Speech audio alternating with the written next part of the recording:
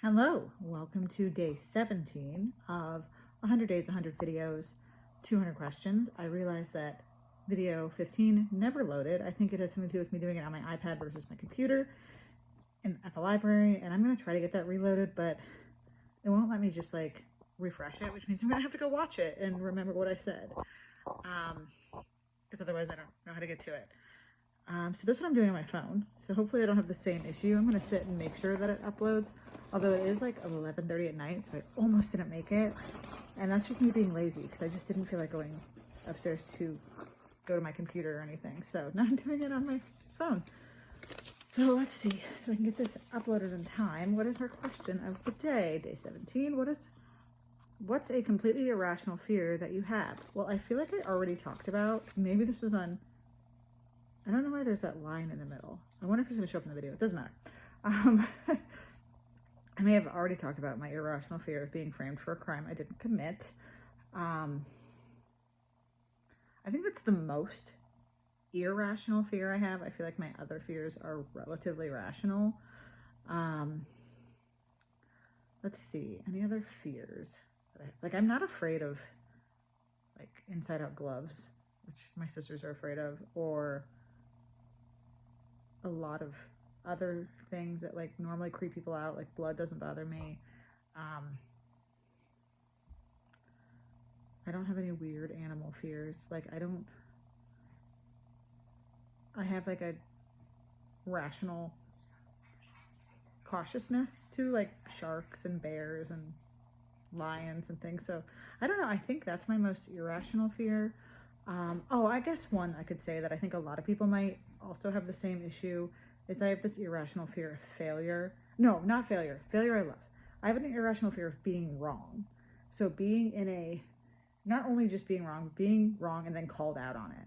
So I have this fear that when someone asks me a question, they're in their brain, they're just trying to trick me. And so when I answer it, they'll be like, nope, that's wrong. I don't know. It kind of stops me from putting really divisive opinions on like Facebook, or it was a really big struggle for me when I worked in corporate America, and I just hated finance, so I never really learned what was 100% right. So sometimes I would be wrong when things I'm not passionate about, and I have to learn that that's okay. And I think that's a problem that I have, is like learning that that's okay. So yeah, that's my other irrational fear. Like the one I prefer to talk about is the fear of being framed for a crime I didn't commit. But yeah, the fear of being wrong is like a big one because it is irrational. Everyone's wrong at some point. It's not something that you can avoid. But I can't help it. All right, so let's move on to the next question. I have my iPad here. So let's see.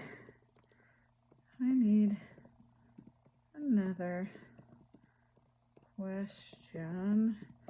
Let's make this one crazy. I like C adjectives. I've learned I use a lot of C adjectives. Here's a wild and crazy question. If you woke up tomorrow with the ability to time travel, but only once and with no return, what time period would you choose and why? Oh. So my logical brain, assuming that I have to make this decision right away, I'm going to choose, I don't know what my dog is doing behind me, so I apologize for being here. My logical brain is going to choose like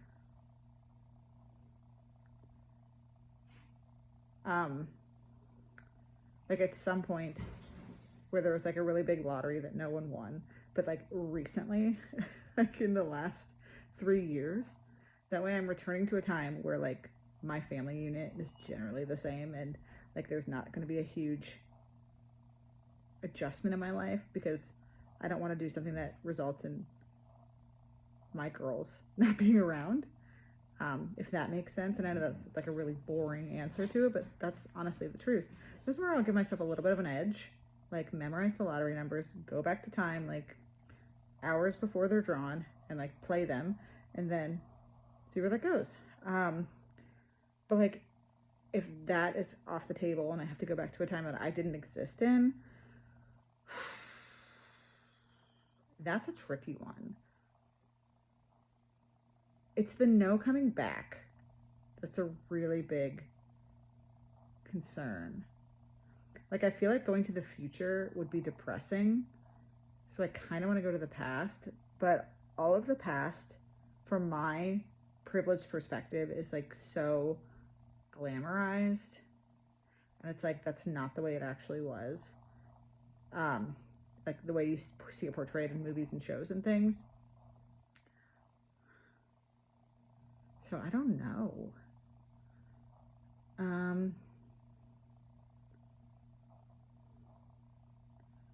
Like, it'd be fun to go back.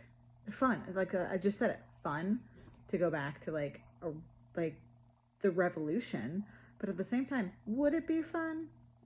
Like, it feels like it would be fun for, you know, a nice weekend trip, but no return is a very scary prospect.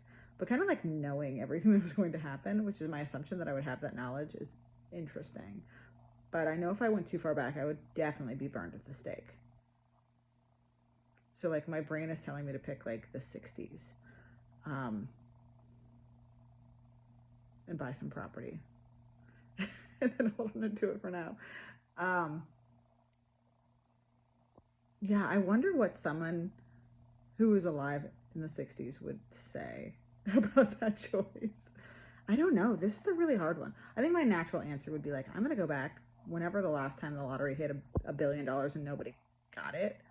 And I'm just going to memorize that number, go back then, and then just change my life in that way. Assuming that there's not like another me. Like, it's not like if I went back, I wouldn't be like extra Whitney. Like, there would be two of us. Yeah. I'm getting too weird, and the time is running out for the day, and I have to load it today. So that's what you're getting. Let me know when you would go, what time you would go back. This was a very interesting question. Good job, ChatGPT. And I'm going to be thinking about this for a while. I might make a Facebook post about it because I'd be interested in what other people think. But yeah, comment that below. Like the video if you think that my idea of going back with the lottery numbers is good, or going back in the 60s is a good idea. And then subscribe, because we still have, what did I say? This is day 17. So we still have 83 more videos. So you don't want to miss one. And who knows when they're going to come out? It could be any time of day. I rule with a pretty, like, what, the opposite of an iron fist, whatever that would be. Like, okay, I'm tired. I need to stop. And once again, we got the robe showing up. This might be the weekend trend. I'm just saying. All right, have a great night. I'll see you tomorrow.